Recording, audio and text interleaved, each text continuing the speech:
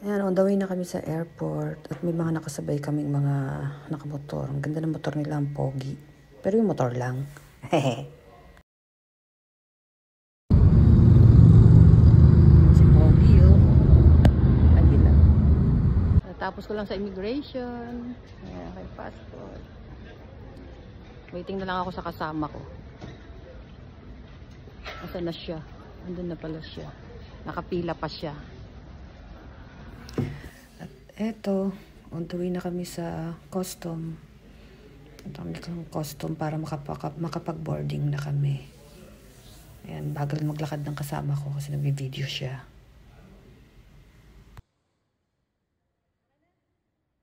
Tapos lang namin sa custom. So, dito na kami sa loob. Mag-wait na lang kami ng na ang aming boarding.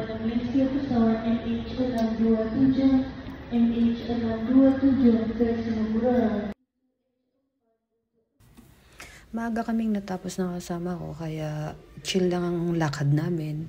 Hindi kami masyadong nag-rush or nagmamadali kasi ang flight namin is 12 pa. So, nakapasok kami ng immigration around 10:30 yata. So, ang boarding namin is 11:15. Kaya yan, hindi kami nagmamadali. Natapos pala kami ng immigration at custom around 9. Akala ko 10:30. So, ayun, kaya hindi kami rushing dyan. Kakaupo ko lang sa seat ko at nataon naman na nag-loading na rin sila ng mga bagahe. Yun nga, nasilayan ko ang aking maleta nandun sa pinakadulo. Ako kuya, ingatan mo yung maleta ko ha. Ayun no. Ayan. Talaga tinatapon-tapon pa yung maleta ko. Ayan. Bisit. Di ba lang ingatan? Yung maleta ko blue oh. Yung maleta mo yata nauna na eh. Maliit lang yun, di ba? So ito nga, naka-take off na kami at yan, kami ay nasa Himpapawid na. Actually, malapit na kami yan sa Phuket. Kaya ang ganda na ng tanawin. Nakikita na namin ang Phuket. Diba? Ang ganda. Ay, Malaysia.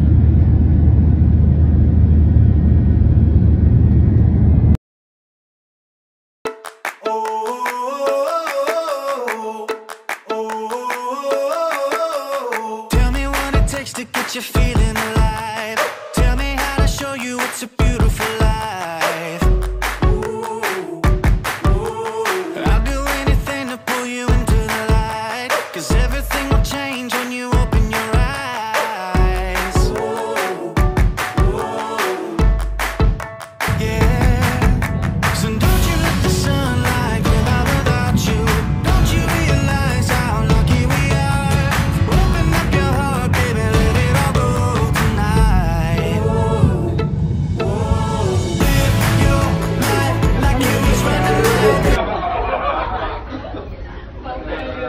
Ingay mga putas ng kuko.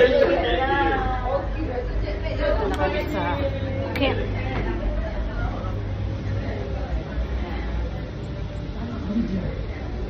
Tapos lang namin sa immigration, nandito na kami sa Phuket. Nakinolekta ko lang yung bag ko. So ngayon nahanap muna kami ng kakainan, gutom na. Dahil dito ay oras, alas 2 sa Malaysia ngayon, dito alauna pa lang. Kain muna. Selfie. Basta mamaya, bahagian mo na lang ako. Save na lang sa akin lahat. Yes. Lorna. Ganda ng camera. Dito na kami sa Anantara. T-shirt club, so ihatid na kami sa aming room. Oops, traffic! Nasa ito, Lorna. Ayun, nasa salon.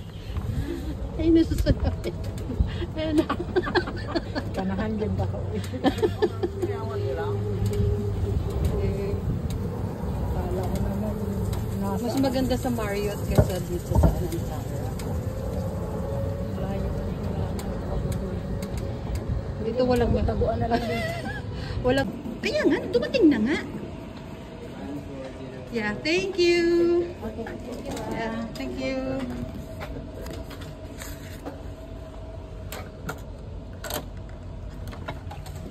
So, dito na kami sa kwarto. Ito ang aming kwarto ni Ate Lorna. Ang si Ate Lorna. Hi. Ang aming kwarto.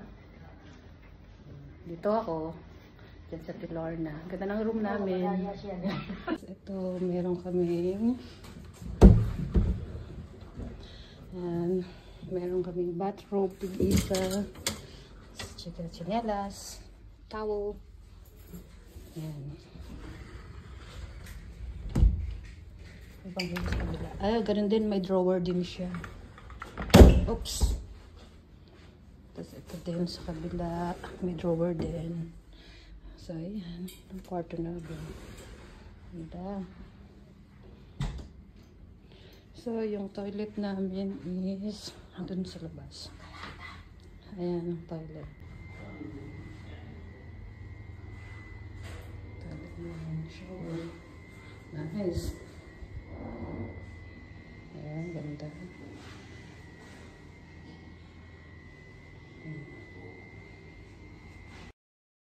Pumasok lang kami saglit sa aming kwarto para iwan yung mga gamit namin. Tsaka konting room tour. Tapos diretso na agad kami rito sa tea time kasi hindi kami nakapag lunch kanina dahil wala kaming mahanap na restaurant sa airport. Dahil nga syempre malit lang na airport kasi yun. Kaya ito, buti na lang tea time kami dumating. Tayong pagkain. After tea time, nagpahinga lang saglit. Eto, nandito naman kami ngayon sa seaside. This time, ang mga ano na to mga alas 6 na ng gabi. So, dinner time naman. Dito kami mag-dinner sa seaside. Diba, ang ganda. Ganda ng gazebo nila. Sa floor na yon. So, this is our actual first day in Anantara. So, ayan ang breakfast nila. Buffet breakfast. So, grabe, napakaraming choices. Sobrang busog ko niyan kasi na-overwhelm ako sa mga pagkain. Ang dami kasi. Actually, ewan ko ba, lagi naman akong nagpupunta sa mga buffet. Pero siguro dahil nga hindi kami nakakain ng ayos kahapon, tsaka kagabi kasi puro seafood. Medyo ako sa seafood dahil mataas sa cholesterol. So, nag-iingat. So, sobrang daming pagkain nila. Hindi ko alam kung ano yung pipiliin ko. Pero, ayan, bacon. So, actually, ang kinain ko that time, hindi ko naman naalala. Ano ba kinain kong una? Basta nagkumuha ko ng sausages, ng pancake. Yung mga naalala ko. So, sobra kasi. Ayan, tsaka nagpagawa pala ako ng omelette. Ayan. So, sarap yung pagkain nila. Masyado nga lang oily. Ayan, kompleto talaga sila. Ayan, tapos may mga yogurt din sila, iba-ibang klase ng yogurt. Pero para sa mga guest na mga bata. Tapos, different flavor of juices. Ayan. Diba? Ang saya. Mga cereal. Siyempre, kompleto. At yan kami. Diba? So, after breakfast, ayan, diretso photoshoot na. Kasi yan ang itinerary namin sa nag-organize nitong event na to. So, ayan si Ate Lorna. Nalalayan niya yung alaga niyang matanda. Ako, tamang pa-video-video lang. Wala naman kasi kung gagawin kundi ang bantayan si Ate Lorna. So, ayan na sila. Photoshoot nila. First to third generation. So, kami yung mga naka-green, ang mga third generation. O, diba? So, after photoshoot, nagpunta na kami rito sa King D Restaurant para mag-lunch. O, diba? Katatas lang namin ng mag-breakfast. Lunch naman. Wala kaming ginawa kundi kumain ng kumain. At grabe, bumabaha ng seafood talaga. So, after lunch, di na kami sumama mag-dinner sa kanila kasi sobrang busog na kami at hindi na ako makainga. Sobrang kabusugan. Kaya, ayan, nag-room tour na lang ako saglit. Para makita yung buong bahay na inupahan ng mga boss ko. So, bye muna. See you sa next vacation serie ko.